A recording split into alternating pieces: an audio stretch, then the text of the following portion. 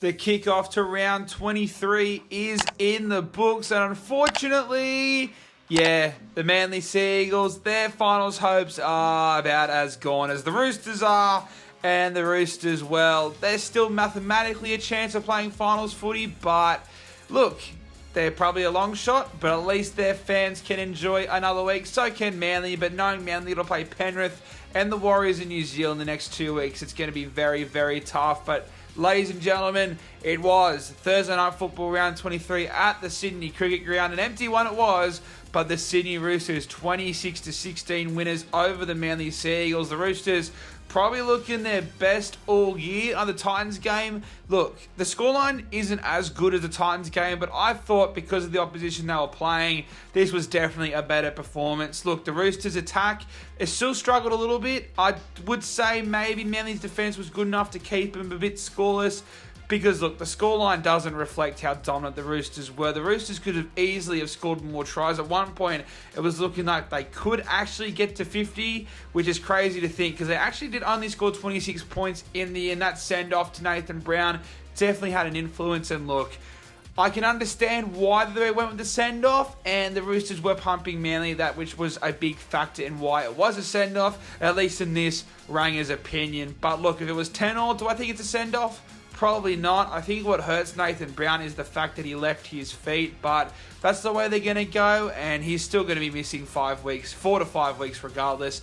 Even if he was just sin-binned, we might not be seeing Nathan Brown the rest of the season, unfortunately. Same with Matty Lodge. Seabolt put the hicker on him. He was talking about how we were looking to re-sign him for next year, and unfortunately, look, I hope the poor bugger Manly honour that train and trial, but the harsh truth is that they'll probably just drop him tomorrow and won't help him through rehab and any of it. I hope that's not the case. I'm sure there's some moral obligation, but it is a business. But I do hope Manly help Matt Lodge and can re-sign him and help him through his rehab, because I would hate if they were just like, look, you're not playing for us, we're not giving you $1,000 a week. It's $1,000 a week. I really hope that Manly seek through and give him the rehab that he does deserve. Saying that though, like, there was talks he might not get re-signed by Manly anyway, now that he has done his ACL. So look, if he is looking to continue playing, then I hope Manly help him, but there's a good chance that he might just look at a medical retirement as well.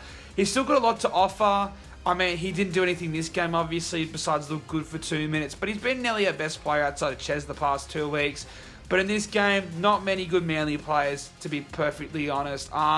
I thought a lot of them had their worst game they've had. I thought Garrick had his worst game of the season so far.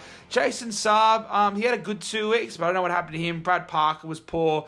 Cooler was alright. Vaega was pretty disappointing, to be honest. Joshy Schuster, I have defended Josh Schuster all goddamn year. Even after the last time Manly played the Roosters and he got that match winner. And I still think he can be a quality NRL player. Look, I still think he could probably be an Origin player, but I don't think he's a 5'8". The 5'8" experiment has failed with Josh Schuster, unfortunately.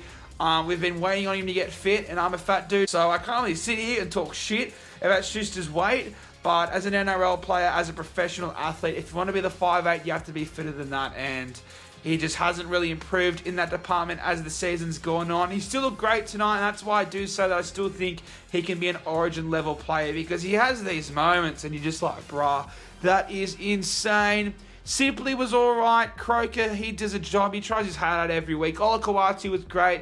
Jakey Trbojevic was awesome. And I thought Ben Trbojevic off the bench did a good job. But outside of that, just disappointing all around. But the Roosters, James Tedesco was awesome. Daniel Tupou completely outclassed Jason Saab. Billy Smith probably had his best game for a few years, certainly since he's come back into the side. Joey Manu was a freak. All the Roosters players that did have to stand up did, including Luke Keary, who I've been very negative as well, but their forward pack, I think it's been underrated for the Roosters this year. I really do. Lindsay Collins and JWH probably have been their best players alongside Nat Butcher. And in this game, I know go forward for Manly's been a problem all season. And when you take away the starting front rowers and now Matt Lodge, it's always going to be an uphill battle for him. But the Roosters completely ran over the top of them in this one. I mean, Manly, they had more possession, 53 to 47. And the Roosters, with the same amount of runs, ran for over 100 more metres and got 3 more line breaks and made 11 more tackle breaks. So, yeah, The Roosters, this was a bit of a nothing game. When people talk about either of these sides playing finals footy, I think the biggest reason neither won't was just simply the quality of that game. I mean, look, when Bulldogs fans shout to Hectic Fred are saying that game's boring, then you know it is a Sunday poo slinger on a Thursday night. But congratulations to the Roosters. They did what they wanted to do. All their stars turned up.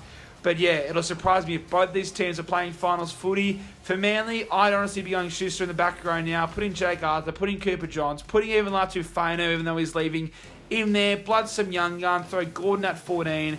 And the Roosters, I'd be giving Saul Wong more game time. I thought he looked pretty good. And yeah, I just think that both these teams have missed their boat.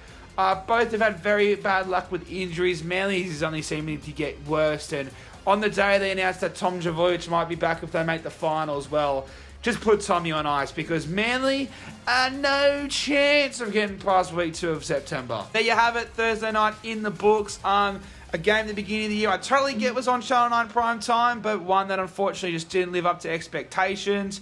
Sorry, Roosters fans. Sorry to Manly fans. We are just not good enough this year.